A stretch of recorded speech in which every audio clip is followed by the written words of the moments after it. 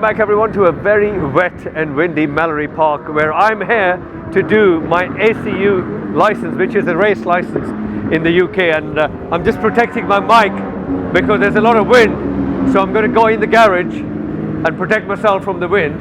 And I'm here not on the Aprilia this time, but on my pride and joy, which is the Suzuki GXSR 1100 Slingshot from 1989. Absolute bike in pristine condition. Really nice. However, I'm really gutted that I took it in the rain, and it's not looking very nice. So I'm really gutted. So if the previous owner of this bike is watching this video, I'm so sorry. I've had to use this bike today because my Aprilia is having some gearbox work done, and also some valve clearances and stuff like that. So, but on and all, it's been a great journey on this bike. It's been really smooth, really fast, really light bike. But yeah, I'm here today to complete my ACU test. Okay, it's pretty cold at the moment. 2:30 in the afternoon. My ACU kind of test on the actual track begins at 3 o'clock. So well before time, I'm going to go in to the kind of office bit where they're going to give us a bit of a briefing. I'll try to see if I can capture the briefing on the camera. See if they wear a mic, and we can capture a bit of that. So I really want to show you this ACU journey. You know, and I'm just going to get my sticker, my number, and my bib, you can say, you know, like fluorescent bib, which you got to wear when you do your ACU test. Not an ideal day, you know, it's very windy, very rainy in the afternoon. Morning was dry, and most of my team members from my race team, the endurance race team, which is the rodeo racing team, have already had their ACU test. I'm the only one left because I had a... In the drive. There you go, he passed, and most of the team have passed, to be honest. All of them have passed, so there's been no issue at all. So we had a bit of a lunch when I came. It was raining big time when I came. Oh my goodness, it was like raining cats and dogs. And then we had a bit of lunch at the lovely lakeside cafes. Really nice food, absolutely stunning. Some pasta and bolognese, and then yeah, look at this lake in the background. Loads of people still here, waiting for their turn, and that's what I'm going to do as well. So just wait for a bit and get myself. Big shout out, by the way, to if I can capture. Let me see if I can focus because I'm quite far away. Big shout out to not the toilets, the Dean Ellison's mcaleicester.co.uk kind of canopy thing, tent, and they supply people with all sorts of different bits. And that reminds me, I still have to put my lever guard, brake lever guards, and let me show you this circuit.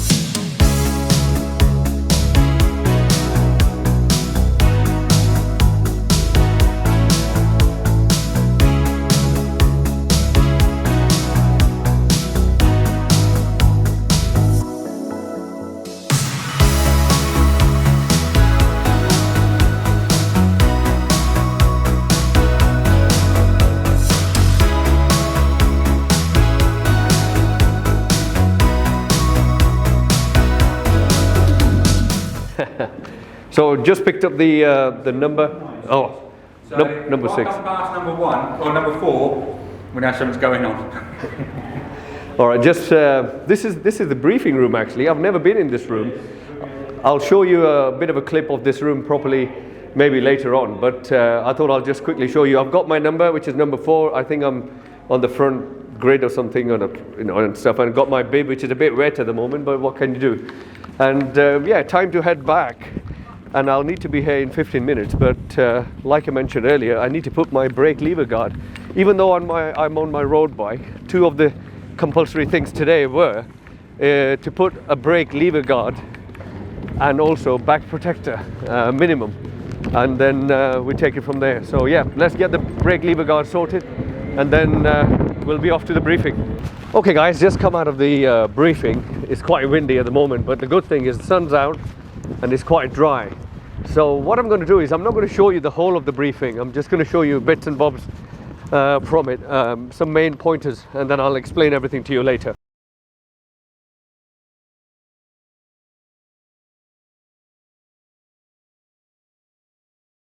So I'm just going to quickly run around and ask you what your experience is on track. I just want you to tell me if you've been here before and if you have any track experience before. Okay, so starting with yourself. Okay.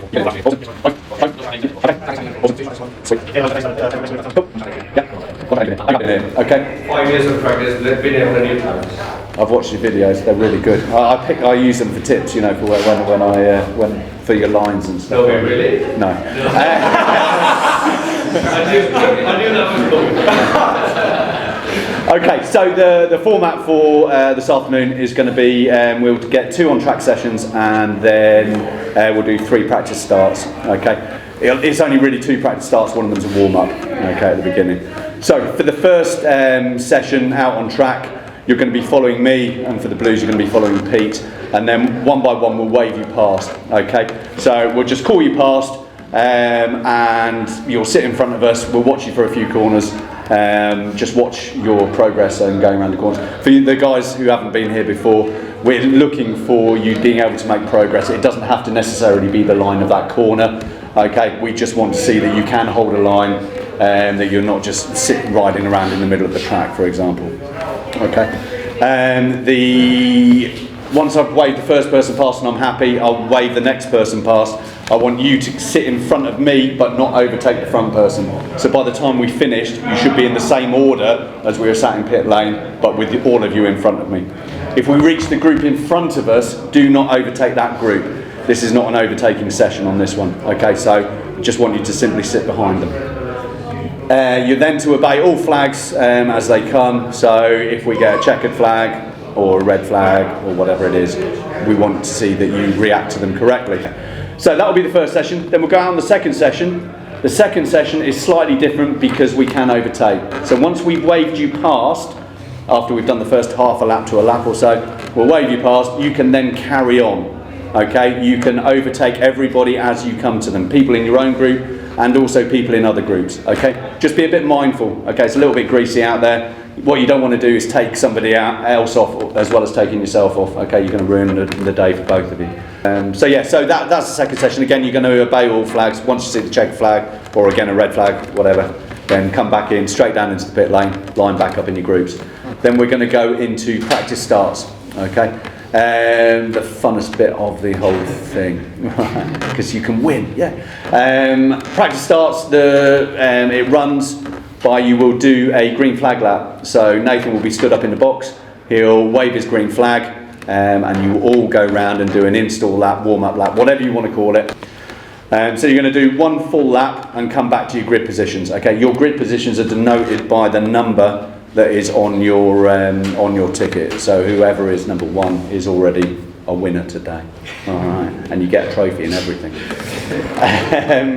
So come back to the grid, and then what we do is we run into the actual proper practice starts. Okay. First off, we do 2 rows at a time. So it'll be row 1 and 2 that go first. Everybody else stays still. Okay, we will have people stood in between, so you do not try and pull away, although we did have somebody from the back of the grid try and go in the last session. Then it will be rows 3, 4, 5, 6, etc. Okay. So the light sequence is, lights come on. Do you go when the lights come on? No. No. Okay, you've all said no. All right, so I don't want to see you leaving when the lights come on. Okay, so we go when the lights go out. Okay, and again, it's not a lights go out, have a look round, see what everyone else is doing. Oh yeah, I'll go. You go. Okay, so you're going to come all the way back round, back to the back to your grid slots again, and then it is a mass start when you all go together. Okay, so you will not fail for stalling. You will fail for not putting your hands up. Okay, that's how serious we do take it. All right. We can always reset you and get you to do the start again. If you get collected, we can't reset you. Okay. So once you've done the final mass start, then you come in here, and all being well, you get signed off as racers. You can then go down the pub and show all your mates, and all the women will flock round you. And your life will just be fantastic from then, changed, yes. Skin. Yeah. But you will not get your licenses if you do not take your bibs back to Tony. All right. So that is one proviso. You need to give your bibs back to Tony, otherwise she'll throw your things in the bin. Do any of you have any questions? Okay, guys, time to head back to the pit.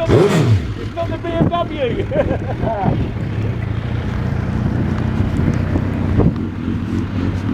Okay, that was a very talented instructor. So let's get back into the pits. Just want to show you the.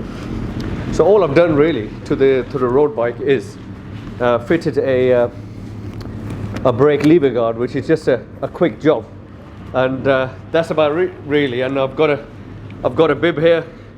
Ignore the Chasing Tents table cover. No table today. Got a bib here, you know, and I'm using my old battered, can't say battered really, just few road chips, road helmet today, not the AGV Pista. But yeah, time to head out, and I'll catch you guys in a bit.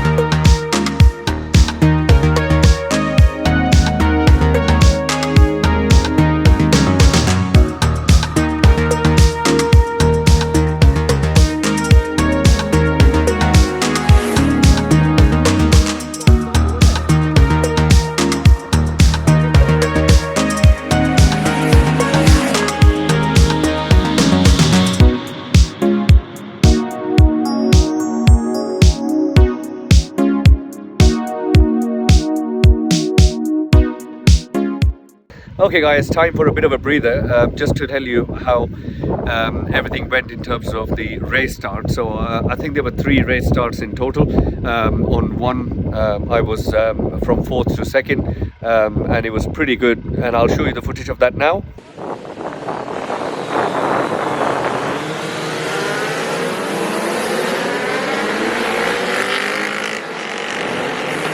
Okay, then on that start really there was no light system. There was only one guy with a green flag, and I was a little bit confused when he's going to throw the green flag. So that was my misjudgment. Otherwise I would have overtaken the guy in the first. But now let me show you the proper light start.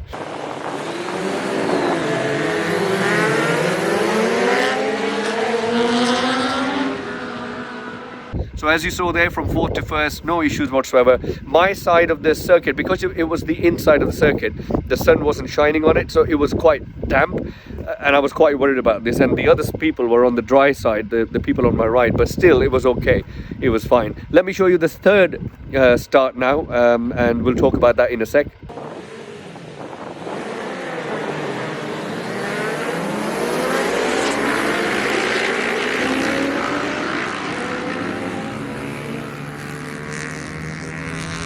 So that was the third start, guys. Again, damp patch, but no issues straight away. Bike was fantastic. Clutch release, it grabbed it, and we just went straight away, no issues whatsoever.